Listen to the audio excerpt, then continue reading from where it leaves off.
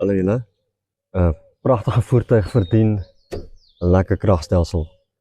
Ek wil graag vir julle verduidelik wat die Mobiwatt is en hoekom ons die Mobiwatt gebou het. Ons het agtergekom daar's baie mense wat weet Victron maak die beste produkte vir 4x4 of avontuur toepassings. Maar Victron is moeilik om te implementeer en baie mense weet nie regtig hoe om die bedrading en die programmering te doen nie. So toe kom ons vorendag met die Mobiwatt. Mobiwatt is ons manier om die moeilike deel van Victron maklik te maak sodat u die voordele daarvan kan geniet.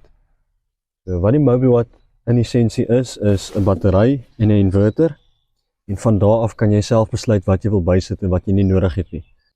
Spesifiek die vermoë om van die voertuig se alternator af te laai of om van 'n sonpaneel af te laai en dan derdens om alles aanlyn te kan sien. Kom ons maak die deksel oop en kyk 'n bietjie binne. En let wel, hierdie spesifieke kombinasie is nie noodwendig hoe jou Mobiwatt gaan lyk nie. Jy kies self watter inverter, watter size soncharger, watter size alternative charger vir jou behoeftes geskik is en jy selekteer dit op die webwerf en ons bou dit vir jou in jou boks in en verskeep hom na jou deur toe. So hier kan julle nou sien, jy het jou inverter, jy het jou battery, die sonkraglaaier, die alternator laaier en jou wisselstroom beskerming. En aan die kant, baie eenvoudig, 230 volt prop, jou sonkrag kom hier in, jou 12 volt stelsels kom daar in en hierso kan jy laai van Eskom af.